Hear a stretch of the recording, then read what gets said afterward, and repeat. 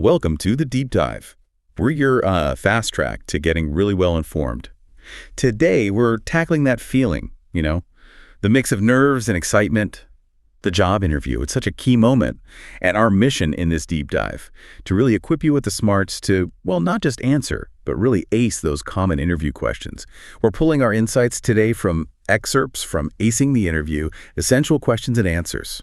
So we'll be digging into the core strategies, the kind of psychology behind these questions, giving you a shortcut to feeling way more confident for that next big interview. Absolutely. And it's so important to get that these aren't just, random questions they pull out of a hat. Each one is pretty carefully designed. It's meant to uncover something specific about you as a candidate, your awareness, your goals, even how you handle a bit of pressure. Understanding why they're asking is honestly half the battle. Okay, let's dive in then. First up, the absolute classic opener. Tell me about yourself.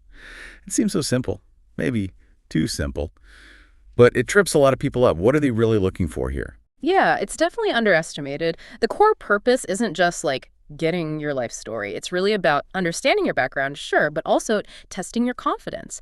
How well can you articulate your own story concisely? They're looking at your communication style right off the bat, how you prioritize info, how you kind of see yourself fitting in. It's your first real chance to make a strategic impression. Okay, so the source we looked at, it highlighted Ria Sharma's answer. No. She mentioned graduating in commerce, good communication skills, enjoying working with people, being hardworking, sincere, always willing to learn, and wanting a position to contribute and grow. That sounds about right. The helpful tip that came with it was keep it short, like ideally around a minute. Focus on your background skills and what you're looking for. Exactly. And that brevity, that focus, that's what projects confidence and clarity. It seems open-ended, but what's fascinating here is that it's actually a test.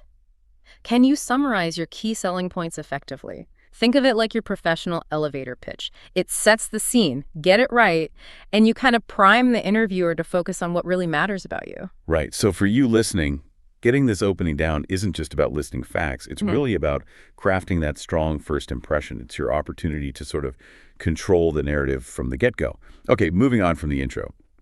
Interviewers often dig a bit deeper into self-perception with what are your strengths and weaknesses? It's where it gets really interesting and maybe a bit scary for some folks. What's the actual goal? Well, fundamentally, this one is about gauging your self-awareness. Plain and simple. Companies really value people who understand themselves, what they're good at, and importantly, where they can improve. And this raises a good point. Why is self-awareness so valued? It often links to having a growth mindset. Interviewers want to see if you're reflective, if you're proactive about your own development, not just someone who thinks they know it all. Our source gave an example. Strengths like being punctual, responsible, and a quick learner. Pretty standard stuff. And for the weakness, it was something like, I used to get nervous speaking in public, but now I am improving by practicing daily. And the key tip, which seems crucial, was always mention how you're working on that weakness. Absolutely. That's the nuance, isn't it? Just stating a weakness without any context or plan, that can be a red flag. The art is presenting a genuine, maybe minor weakness, sometimes one that can even be spun slightly positively, and then immediately talking about the steps you're taking. So instead of just, I'm bad at public speaking, maybe it's more like, historically, I focused more on individual contribution, but I realized how vital team communication is, so I've been actively practicing presentations. Something like that. It shifts the focus from a flaw to ongoing development. It shows initiative. It shows you're teachable, which is huge. Okay, so what this means for you listening is it's not about spilling all your secrets. It's a chance to show you're honest, yes, but also that you reflect and you're committed to improving yourself. It's about resilience, really. All right, let's pivot again. Thinking of motivation now. Why do you want this job? Seems obvious, maybe. But what's the deeper thing they're trying to figure out? Yeah, the main goal here is simple. Are you genuinely interested? And have you actually done your homework on them? They need to gauge your motivation beyond just needing any job. Is there a real connection to this role, this company, maybe its mission or culture? They're definitely looking for an answer that feels thoughtful, specific to them, not just the generic one you could use anywhere. The sample answer we had was, I want this job because it matches my skills and interests. I believe I can contribute and learn more to grow professionally. And the tip was pretty clear. Relate the job directly to your skills, maybe your career goals, or even just genuine passion for the area. Right. And a really strong answer connects those dots explicitly. It goes beyond just saying your skills match. You can maybe say something like, well, I saw on your website you're tackling X challenge, and my background in Y seems like a really direct fit for that. Plus, I'm really drawn to your company's focus on Z. You see, it shows you've researched, you've thought about it, and you understand how you fit into their picture specifically. What's fascinating here is they're looking for that alignment, not just the skills on paper. It signals real enthusiasm and maybe long-term commitment. So for you, the listener, this is where you prove you're not just applying blindly. You've chosen this opportunity for a reason, and you can explain why you think you'll not just fit in, but actually thrive there. It shows you're a strategic applicant.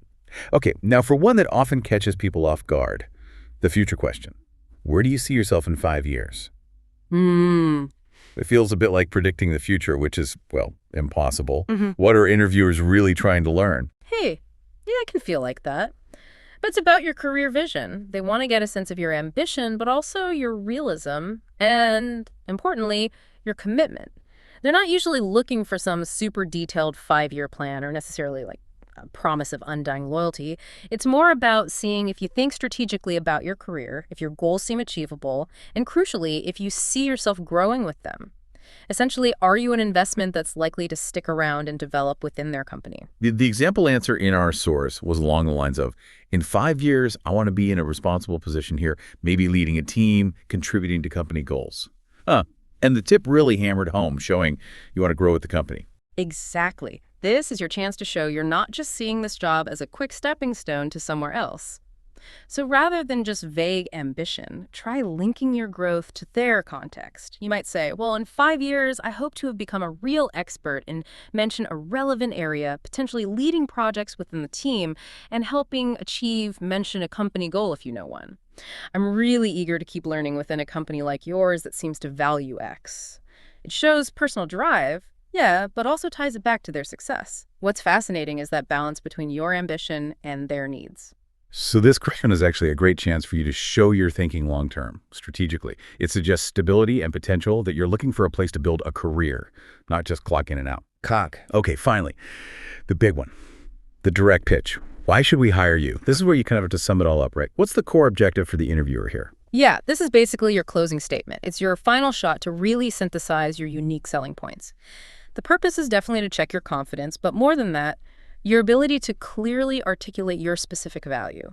Why are you the best choice out of everyone else they're talking to? What unique combination of skills, experience, maybe even personality do you bring that directly benefits them? They want to see conviction and differentiation. The sample answer was quite direct. You should hire me because I am hardworking, flexible, and eager to learn. I will give my best to contribute positively to your team. And the tip focused on highlighting your best qualities and that readiness to learn and contribute. Those are good qualities for sure. But a truly impactful answer connects them more directly to results or benefits for the company. So instead of just, I'm hardworking, maybe try something like, based on my track record of achieving X in my previous role, I'm confident I can bring that same drive to deliver Y results for your team. Combined with my flexibility and genuine eagerness to learn your systems, I believe I can start contributing positively very quickly. It connects your quality hardworking to a potential result, deliver Y results. It blends that self-assurance with a focus on teamwork and their objectives. What's fascinating here is nailing that mix of confidence and collaborative spirit. Right. So for you, the listener, this isn't about being arrogant. It's your moment to confidently, clearly summarize exactly why you're the right choice. Leave them with no doubt about the unique value you'd bring to their specific team and goals. It's your final, persuasive push. Phew. Okay, so we've walked through 5 pretty fundamental interview questions, but I think what's really come out in this deep dive is, well, it's not just about having an answer, is it? It's really about understanding the purpose, the why behind each question. That seems to be the key to crafting responses that actually land well. Precisely.